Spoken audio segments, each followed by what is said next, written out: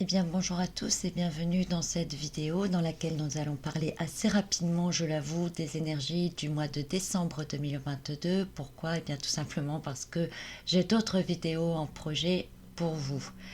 Donc dans cette toile de fond du mois de décembre 2022, il n'y a pas grand-chose, entre guillemets, qui change par rapport au mois précédent, puisque, comme je vous l'avais dit, la plupart des grandes planètes ne bougent pas. Mars est en rétrogradation, toujours dans le signe des Gémeaux, donc il ne bouge pas non plus.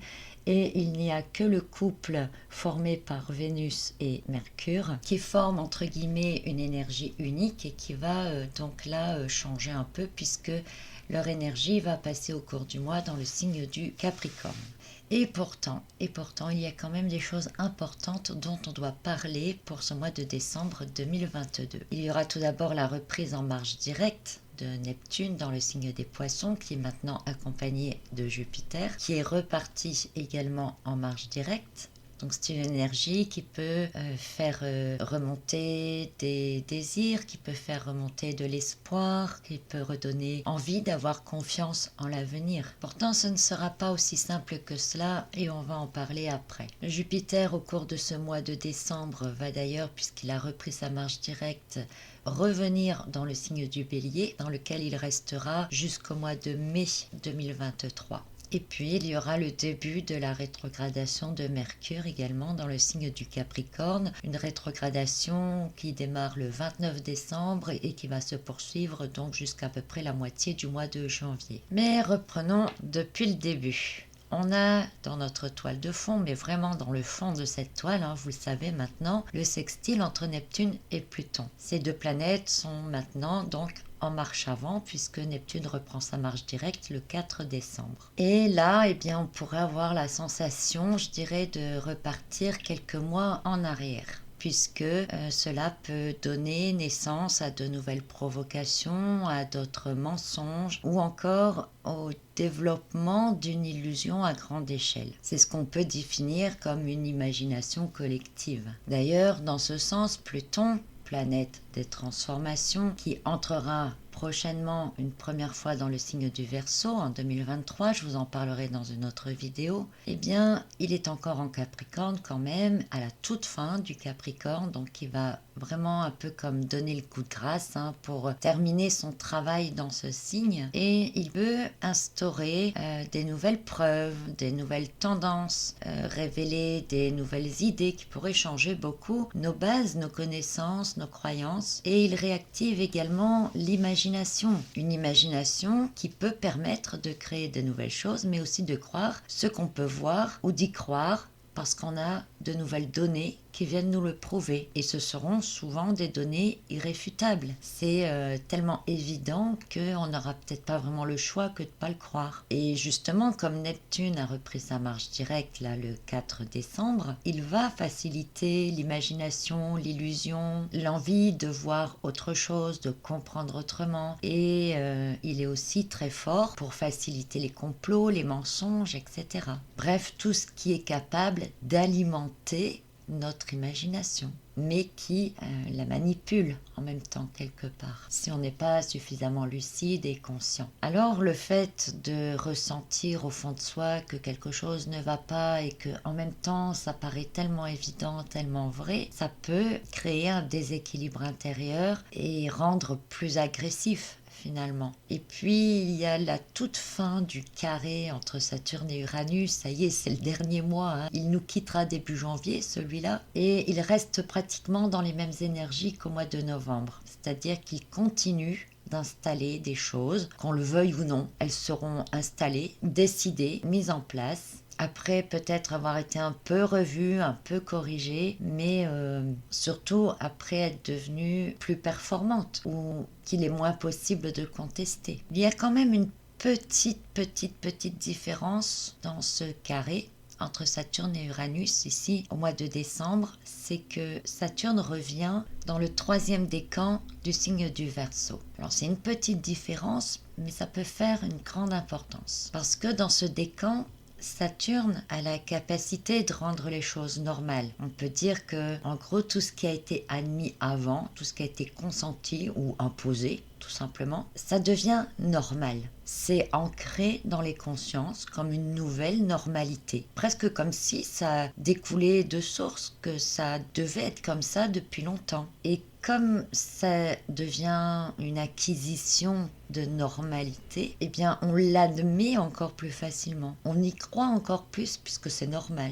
Alors je ne vais pas donner d'exemples concrets parce que chacun est capable de chercher, d'observer autour de lui ce de quoi on peut parler. Mais en gros, voilà, on nous fait comprendre que certaines choses sont mises en place maintenant, qu'elles auraient dû l'être depuis longtemps et que de toute façon c'est vers ça qu'on allait et que c'est normal d'aller dans ce sens-là. C'est d'une logique imparable si vous voulez. Alors Jupiter est en Poissons jusqu'au 21 décembre maintenant. C'est sa dernière ligne droite dans le signe des Poissons. Il n'y reviendra plus là avant quelques années maintenant, et il est toujours en décembre là en sextile avec Pluton, qui va donner encore plus d'ampleur à toutes les transformations fondamentales. Et lorsque Jupiter entrera ensuite dans le signe du Bélier, eh bien ces transformations qui ont pris de l'ampleur, qui sont maintenant acceptées comme évidentes, comme normales avec Saturne, peuvent être largement imposées. En fait, ce sextile entre Jupiter conjoint avec Neptune qui déploie l'illusion, qui donne envie d'un avenir meilleur, qui fait croire que l'avenir peut être différent, que tout est possible et que pour cela, il y a des choses à faire.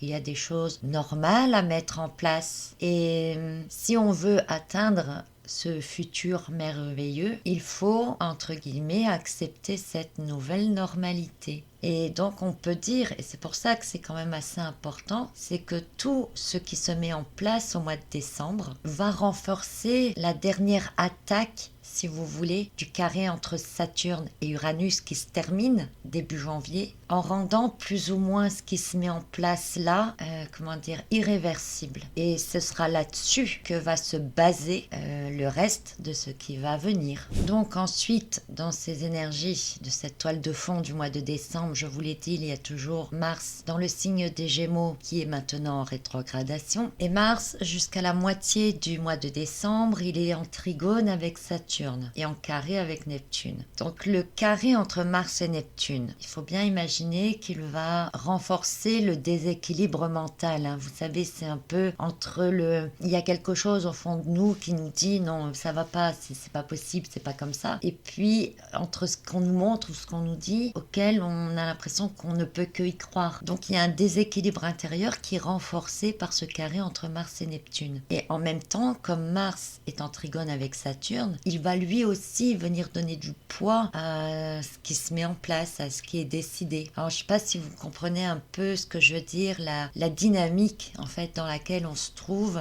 pour cette fin d'année. En vérité.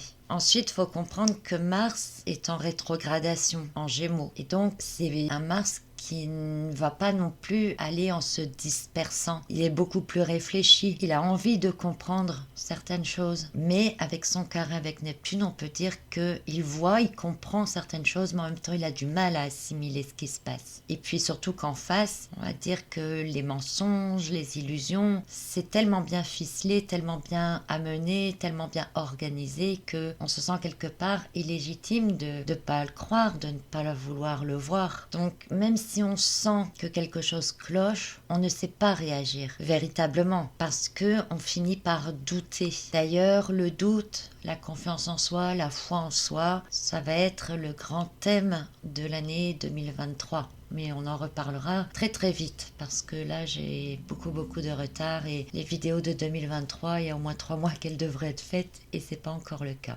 Bon. En fait, voilà ce qu'on pourrait conclure de cette toile de fond de décembre 2022, c'est que on est en train de poser les bases d'une nouvelle ligne temporelle, d'une nouvelle réalité. Et 2023 sera donc une année charnière. Et si on pose déjà des bases fin 2022, c'est par profit, entre guillemets, de tout ce qui s'est passé au cours des 3 dernières années. Donc tout est fait, ne soyez pas étonnés pour vous faire douter, pour renverser vos croyances, pour poser des doutes dans vos connaissances, dans vos certitudes, par des choses qui semblent tellement vraies, tellement logiques, qu'il est presque impossible d'y résister. Après, attention, attention, je ne dis pas que les consciences doivent pas évoluer. Les consciences doivent évoluer. Les connaissances doivent s'agrandir si on veut que les consciences s'ouvrent. Mais il y a une différence entre être curieux, développer sa curiosité, se poser des questions, faire évoluer ses connaissances, son mental, son esprit, et subir des croyances imposées. Dans un sens, ça conduit vers l'évolution, dans l'autre sens, ça conduit vers l'involution. Je suppose que si vous avez compris ce que je suis en train de dire, que vous êtes d'accord. Mais bon, après, vous avez le droit de ne pas être d'accord. Donc, je ne vais pas aller plus loin dans les énergies de ce mois de décembre particulièrement. Vous avez tout le détail de l'évolution du mois sur mon blog. Je n'ai pas le temps de tout enregistrer, tout filmer et puis faire le montage parce que, comme je vous le disais, j'ai envie de vous faire les vidéos pour 2023, mais tout le détail y est. Donc je vous invite, si vous voulez plus de détails et en savoir plus, à aller visiter cet article de blog dont vous trouverez le lien ici en haut ou alors dans la description de la vidéo. Voilà, je vous rappelle que les carnets de route 2023 sont à votre disposition. Vous pouvez les trouver sur thebookedition.com, vous pouvez les trouver sur Amazon. Amazon, c'est pour ceux qui veulent les commander, parce que je sais qu'il y en a quand même pas mal qui ne veulent plus avoir affaire à ces grandes enseignes. Seulement, voilà, pour les personnes qui habitent à l'étranger, c'est le meilleur moyen pour vous d'y avoir accès sans avoir à payer des frais de port exorbitants. Donc, c'est normal que je mette tout ça sur Amazon pour que vous puissiez aussi y avoir accès. Je rappelle que ces carnets de route ont été créés dans le but de vous permettre de comprendre à quel moment vous avez quelles énergies pour vous, contre vous, enfin, etc. Et surtout que vous puissiez voir exactement dans votre vie concrète ce que ça amène pour vous, ce que ça vous fait vivre, ce que ça vous fait ressentir. Et non seulement vous en apprendrez beaucoup sur vous-même, mais en plus vous pourrez anticiper par la suite quand vous verrez telle ou telle configuration, quelle influence énergétique vient sur vous, pour savoir mieux y remédier, pour savoir mieux anticiper certaines choses. Donc ce que je vous propose de faire avec les carnets de route, c'est d'apprendre à utiliser les énergies pour vous-même, de manière vraiment individuelle. Voilà, donc vous les trouverez aussi sur mon site en PDF si cela vous est plus pratique pour vous.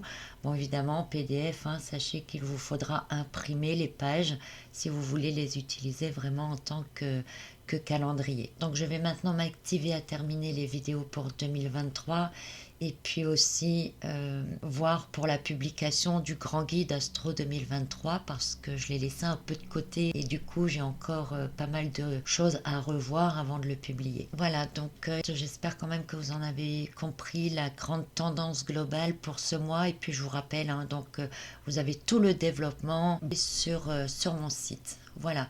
Allez, je vous retrouve très bientôt. En attendant, portez-vous bien, prenez soin de vous, de ce que vous aimez et je vous dis donc à très bientôt.